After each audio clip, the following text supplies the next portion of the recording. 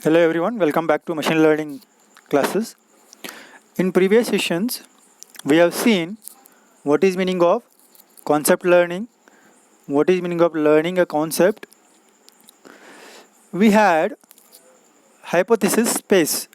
We had hypothesis space. What is meaning of that is hypothesis space will consist of all the hypotheses that is represented by capital H to classify correctly positive or negative examples. Then we have seen the decision tree learning system, how decision tree learning system helps to classify the given problem or given instance depending on the attributes. We have seen the example of playing tennis based on the attributes like outlook, temperature, humidity. Now, in this class, we will see what is meaning of hypothesis space search and then what is inductive bias.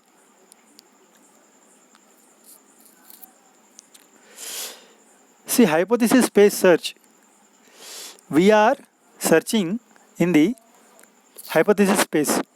We are searching in the hypothesis space for the decision learning system. Why we have to search? We have to search that hypothesis. We have to search that hypothesis which best fits and the classify. Which best fits and the classify. We can see here ID3 is the decision tree learning algorithm is searching a space of hypothesis for the one that fits the training example. What is meaning of this? Fits the training example means it is able to classify whether it is positive concept or a negative concept. Positive concept means he will be playing tennis that day. Negative concept means he will not be playing tennis that day. ID3 is a decision learning system. It is a set of possible decision tree. You have a hypothesis. You have a hypothesis space. In this is represented by capital H. Here you have H1, H2, capital H is this set of H1, H2, H3, H4. In this space, we have to search a hypothesis or few hypotheses which best fits or classify the training examples correctly as positive or negative. Here, hypotheses are nothing but the possible decision tree learning system because we are dealing with the decision tree learning system problem. We are using the decision tree learning algorithm to predict whether he will play the tennis or not. So all the hypotheses are belong to possible decision trees. We say we are going from simple to complex. First we will have only one node, then nodes that is called as root node, then we will have branches and leaf nodes. As we progress, the nodes are increasing, so we are increasing from going from simple to complex. There is one more word here, hill climbing search. When you start climbing the hill, you are at the bottom now. You are at the bottom. That is very simple, or you are not climbed anything still. You are at the root. Once you start climbing, you will face hurdles, or there will be many routes or branches or paths. Which paths you want to take to reach the point or a highest point or highest elevation. This is also called as hill climbing search. Through this hypothesis, we start from a empty tree. We do not have anything at the starting. First, we will have a empty tree. Once we have an empty tree, then what we do? We start progressively for more elaborate hypothesis in search of decision tree that should correctly classify. What I am telling clearly, please understand. You have a hypothesis, set of hypothesis. First we will have a empty tree. We have nothing here. We are trying to find a hypothesis or possible decision tree that correctly classify. So at the starting you have a empty tree node. Then you start checking each and every node or attribute. Start building the hypothesis that correctly classify the training data.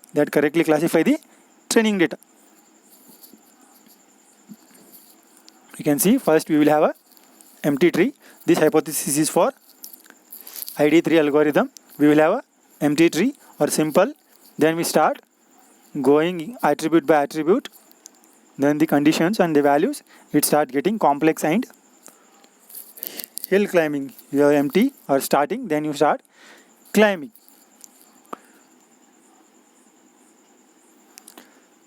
So ID3 hypothesis space of all decision trees is a complete space.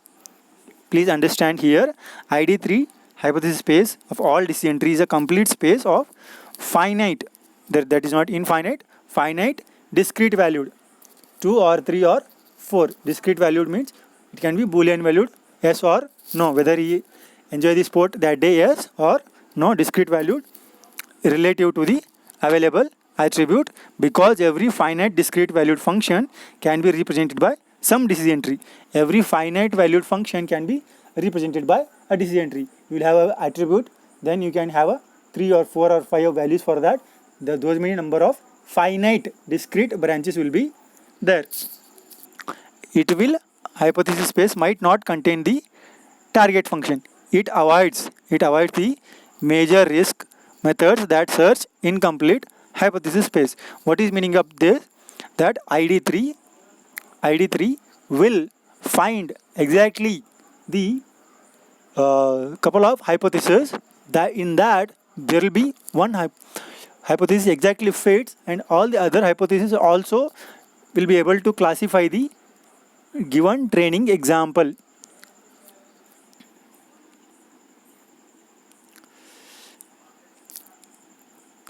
If you see here, ID3 maintains only single current hypothesis as it search through the space of decision tree. What is meaning of this? Here you have a hypothesis H1, H2, H3. In this hypothesis space, you might be having 3 or 4 hypotheses are able to correctly classify the training data.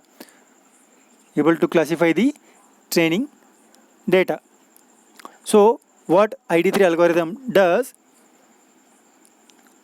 it will maintain only one hypothesis among 3 or 4 or whatever couple of hypotheses that correctly classify the data. It will maintain only one that best fits.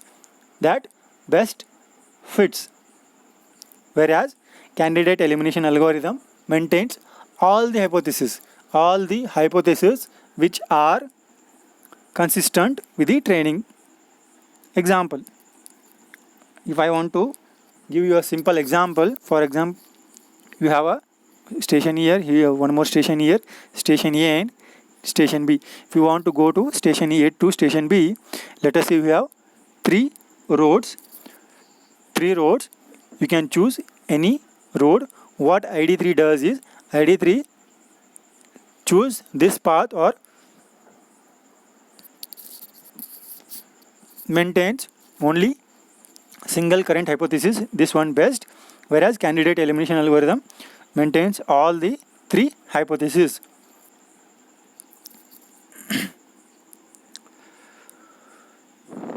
One more important thing is ID3. In the ID3, we don't have backtracking in its search. What is meaning of backtracking? Once you find the attribute like Outlook, from there you are going ahead or front depending upon the values. You cannot come back to again the Outlook attribute.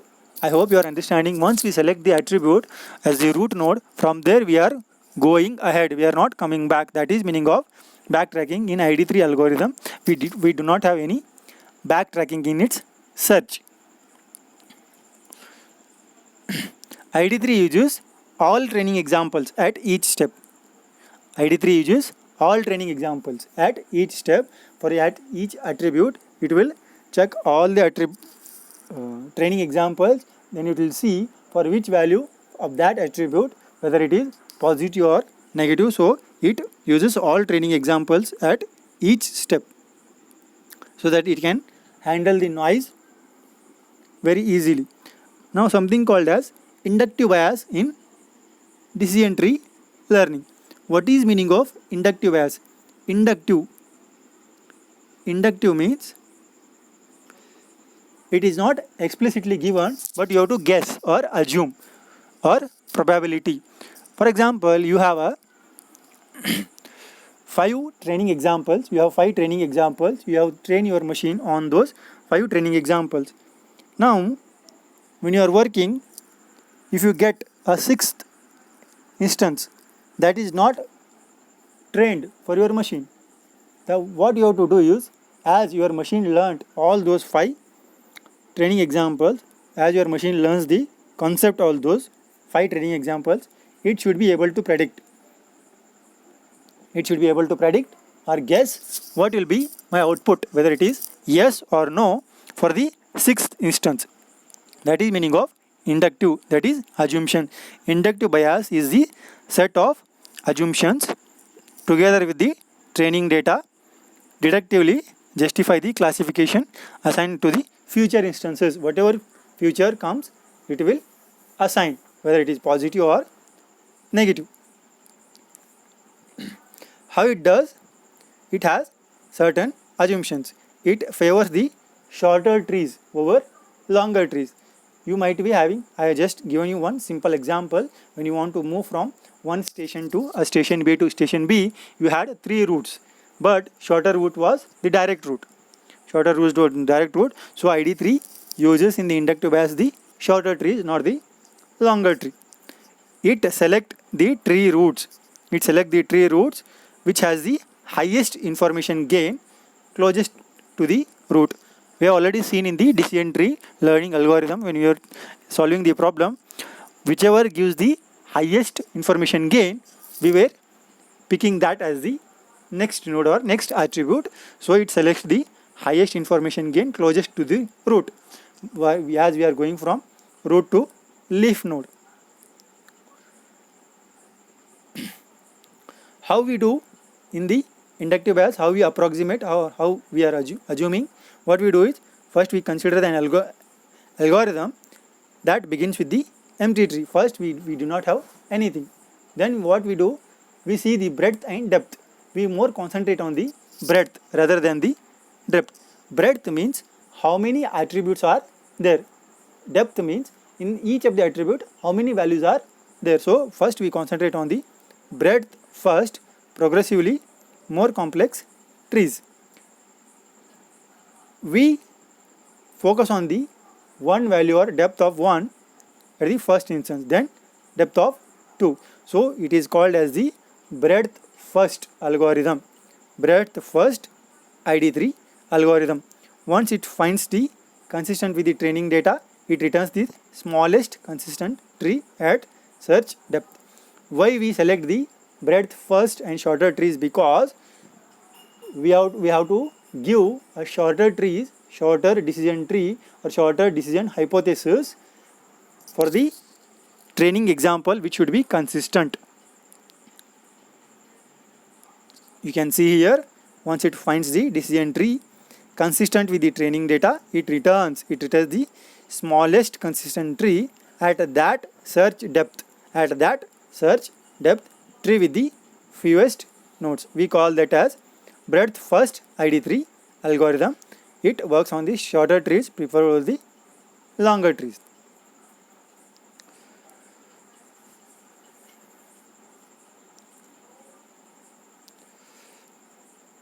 Now we have two important words in the inductive bias. One is called as restriction biases, other is called as preference biases. If I want to give you one simple example, you don't want to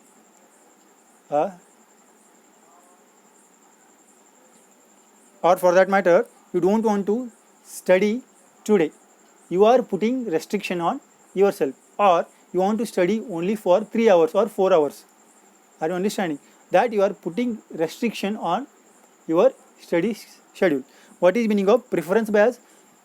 You want to study a particular subject today. You are preferring, or for that matter, you are studying in the early morning or in the late night. What you are doing? You are preferring a time. Restriction bias means you are putting the restriction today. I will study only 4 hours or 2 hours or 1 hour. That is, you are putting restriction. then or I will not study today, that you are putting restriction. Or if you want to study 1 hour 2 hour, you are preferring whether I want to study in the morning, early morning, or in the late night. So that is meaning of restriction bias and preference bias. We will see how it explains in the machine learning. ID3 algorithm works on the preference bias. ID3 algorithm works on the preference bias, whereas candidate elimination algorithm works on the restriction bias. What is meaning of that? See, ID3 searches, we have seen already, ID3 searches a complete hypothesis space. It searches incompletely through this hypothesis space. It goes from simple to complex until it meets the termination. It will not add any additional biases. What is meaning of this? We will see. Candidate elimination algorithm searches the incomplete hypothesis space. ID3 algorithm searches the complete hypothesis space, whereas candidate elimination algorithm searches the incomplete hypothesis space. In incomplete hypothesis space, finding every hypothesis consistent with the training data. It will also not add the additional bias, but how it is restricting, we will see. I have told you already, ID3 algorithm works on the preference. What is the preference here? I am preferring shorter trees than longer trees. That is called as preference bias or search bias. Whereas candidate elimination algorithm works on the restriction bias. What is meaning of that? It categorically restrict a set of hypotheses. I am taking conditions as outlook and one attribute, temperature is one attribute, humidity is one attribute, wind is one attribute. I am restricting only to these attributes, or 3 or 4 training examples I am restricting. That is called as restriction bias or language bias. Now there will be one question, which is better, which type of inductive bias is preferred in order to generalize beyond the training data, whether it is preference bias or restriction bias. See, if you just restrict the algorithm, that machine may not be able to learn properly or learn well. So preference bias is more desirable than restriction, because it allows the learner to work within complete hypothesis. ID3 searches the complete hypothesis, whereas candidate elimination searches was the incomplete hypothesis that is assured to contain the unknown target function. In contrast, restriction bias strictly limits the set of potential hypotheses.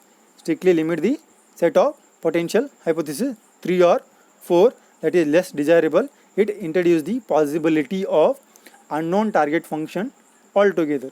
I will explain once more. Preference bias is more desirable because it helps to calculate the hypothesis even for the unknown target function, whereas restriction bias only restrict the set of hypotheses, so it excludes the potential unknown target function. There is something called as Occam's razor. What is meaning of Occam's razor? Occam's razor is just a simple hypothesis that fits the data. The hypothesis should be as simple as possible and it should fit the data. That means you should have a shorter trees than to a longer tree to solve the problem. Why to prefer shorter hypothesis? Because sometimes shorter hypothesis will give you the best fit. There is no need to unnecessarily add the number of words or branches. We can see here short hypothesis fits the training data which are less likely to be coincident. What is meaning of this? you have a 3 or more trees, decision trees. This is shorter tree. Let us say this is longer tree. Longer tree might contain the shorter tree also, but shorter tree will not contain the longer tree. But shorter tree and longer tree both are consistent fitting the training data. So it is better to go for shorter tree than longer tree. And longer tree unnecessarily consumes lot of time and lot of space. What are the arguments opposite? There may be few small trees, a chance of finding one consistent with the arbitrary set of data, then therefore it's small. The difficulty here is that are very many small sets of hypotheses that one can define but understood by fewer learners. What is meaning of this? See, if I give you only simple example to make you understand, if I give only simple example, and in the exam a little difficult question is asked, you will not be able to solve. So here shorter tree means I am providing you a shortest path which helps you to find the training data only for that training data. But longer tree might contain the different hypotheses for different learners. Those will be able to learn better. Or if I explain the concept, all may not be understood at the same time. All may not understand at the same time. Then what I will do, I will take some other example, I will take some other example, then I will explain. So that is meaning of longer tree. Shorter trees might not help to understand or learn the machine in a better way. Thank you one and all. We will see the issues in decision tree learning in the next session. If you have any doubt, please post below. Thank you.